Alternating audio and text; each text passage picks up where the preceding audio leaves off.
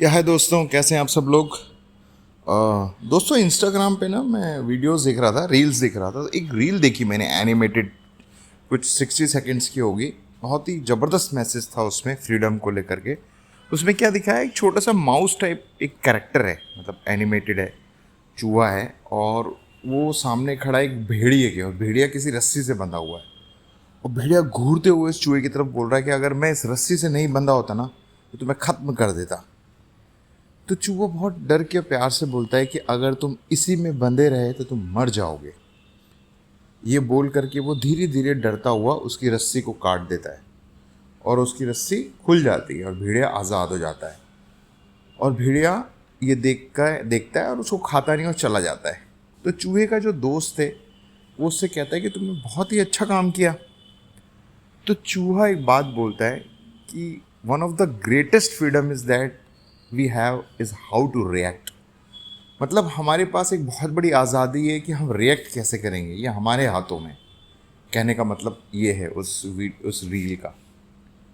तो कितनी बड़ी बात है ना ये, कि रिएक्शन मेरे हाथ में है। एक्शन आपने कर दिया, बट रिएक्शन मेरे हाथ में है। और ये आज़ादी अपने हाथ में रखना, मतलब ये बात अपने हाथ में रखना बहुत बड़ी आज़ादी है, क्योंकि 98% हमारे एक्शन, हमारे रिएक्शन दूसरों के एक्शन पे बेस्ड हैं। आप देखिए, किसी ने आपसे अच्छे से बात किया तो आप उससे अच्छे से बात करते हैं, किसी ने आपसे बुरी बात कर दी आप लड़ाई करने लग जाते हैं, किसी ने आपको ऐसा कुछ बोल दिया आपको बुरा लग गया तो आप या तो अब नाराज़ हो जाएंगे, या फिर उससे बात करना बंद कर देंगे, या दूसरों को बोलेंगे अरे भाई फलाना आदमी ऐसा है, ढिंगाना आदमी ऐसा है। तो हर इंसान की जो आपसे बातचीत चल रही है उसमें जो एक्शन है उसी के अकॉर्डिंग आपकी रिएक्शन है। लेकिन सपोज करो कि रिएक्शन आपके हाथ में है। जैसे फॉर एग्जांपल किसी ने आपको कुछ बुरा बोल दिया, जैसे उस लोमड़ी ने उसको बोला कि मैं तुझे खा जाऊंगा अगर मैं रस्सी में बंधा नहीं होता। तो हो सकता है चूहा भाग जाता, चूहा बोलता है ऐसी की तैसी, तू तो रस्सी में बंधा है, मेरा क्या उखाड़ लेगा।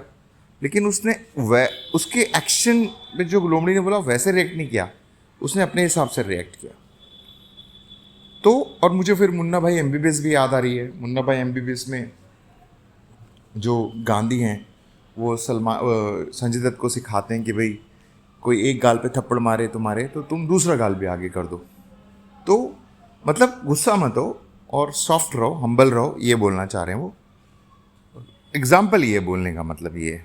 तो या फिर कोई आपके थूक फेंक रहा है तो आप चाहते तो उससे लड़ झगड़ सकते थे, बट आप उसे प्यार से साफ कर रहे हैं। तो और भी बहुत सारे आपने देखा है फिल्म में ऐसी एक्टिविटीज़ होती हैं जहाँ पर गांधी जो हैं वो उनको बताते हैं कि भाई किस तरह से रिएक्ट करना चाहिए। बहुत ही अच्छी फिल्म है, बहुत कुछ सिखाती है मुन्ना भाई एमबीबीएस। तो हम चूँकि बात कर रहे थे हमारे रिएक्शंस के ऊपर, तो हम वहीं पर आते हैं। हम कह रहे थे कि हमारा जो रिएक्शन है वो हमारे हाथ में अगर आ जाता है तो हम काफ़ी कुछ मतलब एक आज़ादी महसूस करते हैं। अब क्वेश्चन ये आता है कि भाई 99% तो ये होता है कि कोई भी हमसे कोई बात बोल रहा है तो हम उस पर रिएक्ट करते हैं, है ना। अगर प्यार से बोल रहा है तो ठीक है, गुस्से से बोल रहा है या इस तरह की बोलने की उसकी भाषा ही गलत है तो हमारे मन में गुस्सा आता है, ईगो आता है, मतलब हमारा ईगो हर्ट होता है और हम रिएक्ट करते हैं, राइट। ये होता है 99%। ये बहुत नेचुरल सा लगता है हमारे को कि भाई उसने ऐसा बोला तो मैं ऐसे ही बोलूँगा ना। अब आप प्यार से पूछोगे तो प्यार से जवाब दूंगा, अब आप ज़्यादा अकड़ में रहोगे तो वो सामने वाला भी तो अकड़ में रहेगा ना। वो बोलेगा तू तुर्रम खाया तो मैं भी तुर्रम खाऊं, तू कौन से मतलब वो कहते हैं ना मेरा बाप कौन है टाइप से, तो साले तेरा बाप जो भी होगा होगा, हमें उससे क्या है। तो 99% हम ऐसे बिहेव करते हैं, रिएक्ट करते हैं, राइट है।